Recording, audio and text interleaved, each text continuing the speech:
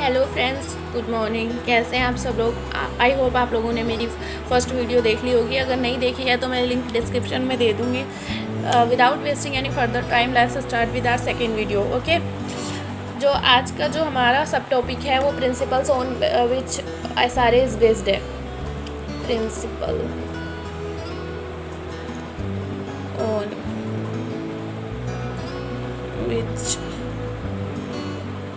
SRA is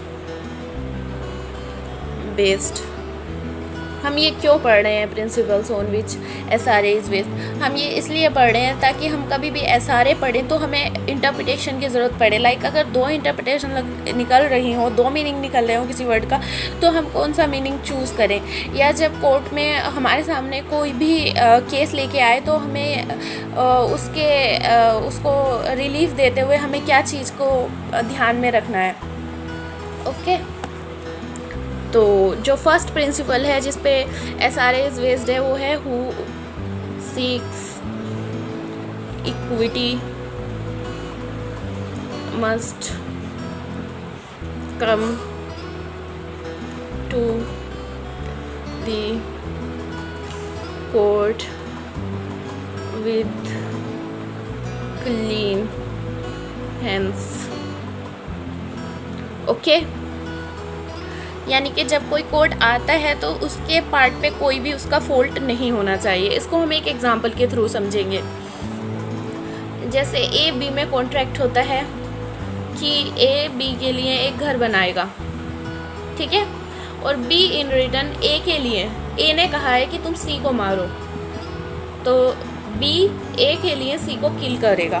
okay, तो B जो है वो C को मार देता है, बट A जो है वो C का कॉन्ट्रैक्ट नहीं परफॉर्म करता है, यानी कि वो एक B के लिए घर नहीं बनाता है। तो B यहाँ पे चिढ़ जाते हैं। वो कहाँ जाता है? वो कोर्ट जाता है रिलीफ मांगने के लिए। तो जब B कोर्ट के पास जाता है कि A ने मेरा घर नहीं बनाया, तो कोर्ट पूछता है कि A तुम्हारा घर क्यों बनाने वाला था? तो B कोर्ट को बताता है कि A मेरा घर इसलिए बनाने वाला था क्योंकि मैं A के कहने पे C को किल करने वाला था और मैंने C को किल कर दिया है, बट A अपने पार्ट का कॉन्ट्रैक्ट परफॉर्म नहीं कर रहा है। तो आप उसको कहें कि वो अपने पार्ट का कॉन्ट्रैक्ट परफॉर्म करे और मेरे लिए घर बनाए। यहाँ पे कोर्ट कहेगा ऐसा नहीं हो सकता, आपके हैंड्स क्लीन नहीं है, आपके पार्ट पे भी फॉल्ट हुआ है। A ने भी फॉल्ट किया है, बट आपके पार्ट पे भी एक फॉल्ट हुआ है, आपने क्राइम कमिट किया है।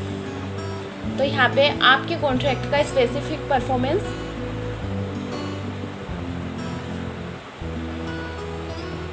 नहीं हो सकता। Please where with my hand writing. नहीं हो सकता, आपको SRA में रिलीफ नहीं मिल सकता, क्योंकि जो जिस प्रिंसिपल पर ये बेस्ड है आपने उसी प्रिंसिपल को वायलेट कर दिया है। दूसरा प्रिंसिपल जिस पे SRA इज बेस्ड है वो है इक्विटी एंड जस्टिस।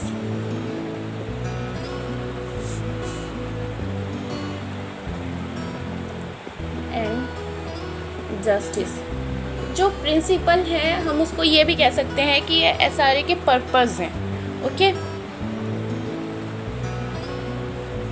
मेरे साथ साथ नोट डाउन करते चलें, और मेंस में भी आपको ये पर्पस, पॉलिसी, ये वर्ड्स यूज़ करके आने हैं। इक्विटी, अब हम इसके लिए ये जानेंगे कि इक्विटी एक्चुअली है क्या।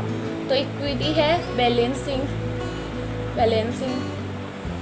Of interest.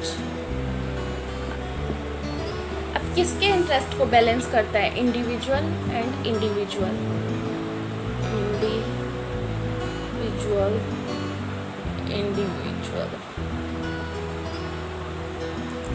इसको हम एक एग्जांपल के थ्रू समझेंगे। A है, B को सू करता है SRA में, तो यहाँ पर कोर्ट को क्या करना है? A एक इंडिविजुअल है और B एक इंडिविजुअल है, इन दोनों के राइट्स में बैलेंस करना है। कोर्ट को देखना है कि किसी को भी अनजस्ट एनरिचमेंट नहीं होना चाहिए,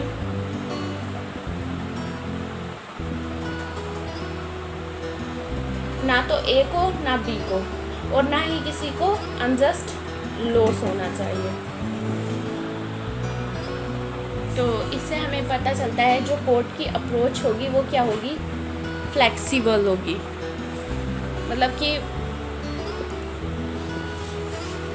कोर्ट उसको किसी भी प्रोविज़न को स्ट्रिक्टली अप्लाई नहीं करेगा। वो ये देखेगा कि पार्टीज़ को, दोनों पार्टीज़ को किस चीज़ से ज़्यादा बेनिफिट हो रहा है। ओके, अगर किसी भी प्रोविज़न की दो इंटरप्रिटेशन पॉसिबल है तो कोर्ट पर्पसिव इंटरप्रिटेशन को चूज़ करेगा।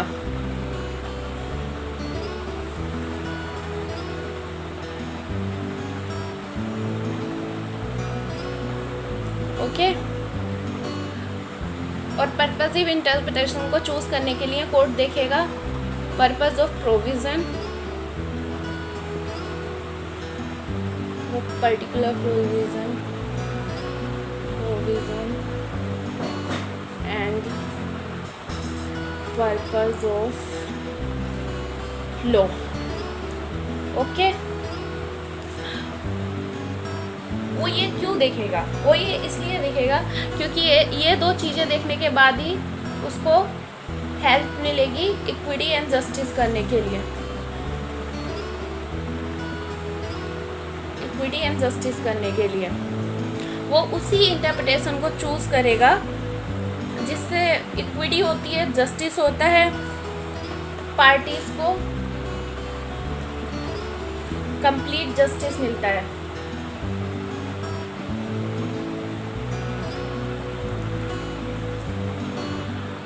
अब फ्रेंड्स, हमने ये तो देख लिया कि हम एसआरए की इंटरप्रिटेशन कैसे करेंगे। नेक्स्ट क्वेश्चन जो पीटी में बार बार आता है, इसी लॉ से रिलेटेड नहीं, किसी भी लॉ से रिलेटेड नेक्स्ट क्वेश्चन जो बार बार आता है कि पर्टिकुलर लॉ सब्सटेंटिव है या प्रोसीजरल है। तो जो क्वेश्चन बचेगा इज एसआरए प्रोसीजरल और सब्सटेंटिव। तो नेक्स्ट क्वेश्चन जो आता है बार बार वो है एसआरए इज प्रोसीजरल और सब्सटेंटिव। तो सब्सटेंटिव क्या होता है? सब्सटेंटिव वो होता है जो कॉज ऑफ एक्शन क्रिएट करता है। ओके, बट एसआरए को जब हम देखते हैं तो एसआरए कोई भी कॉज ऑफ एक्शन नहीं क्रिएट करता accept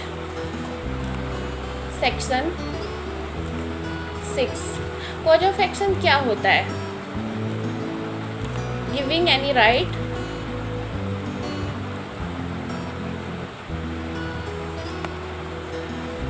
and denial of that, यही कॉज ऑफ एक्शन बनता है इसी से, लाइक कॉन्ट्रैक्ट।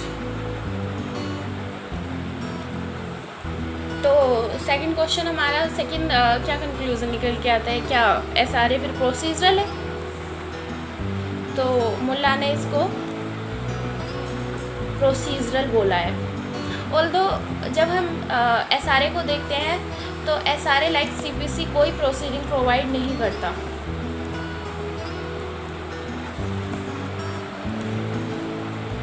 प्रोसीडिंग्स प्रोवाइड नहीं कर सकता।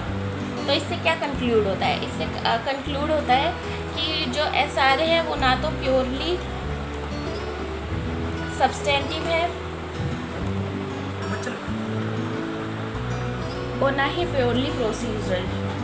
तो हम ये कंक्लूड कर सकते हैं कि जो एसआरए है वो बहुत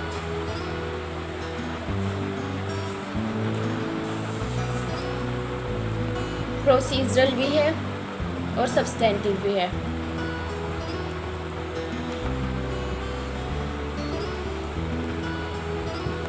और आप मेंस में ये चीज़ लिख सकते हैं कि एसआरए जो है रेमेडियल इन नेचर है।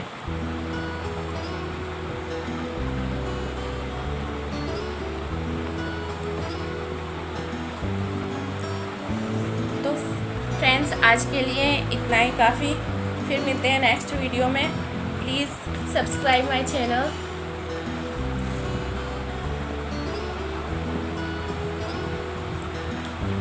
and press the bell icon और मुझे कमेंट्स में बताएं कि मेरी वीडियो कैसी लगी आप लोगों को, और मेरी नेक्स्ट वीडियो किस चीज़ पर होनी चाहिए, और मैं कितने एग्जांपल्स लूँ या नहीं लूँ, या कैसे मैं पढ़ा रही हूँ, किस टाइप की वीडियो आप चाहिए, और नेक्स्ट सब्जेक्ट क्या होना चाहिए। Thank you and bye.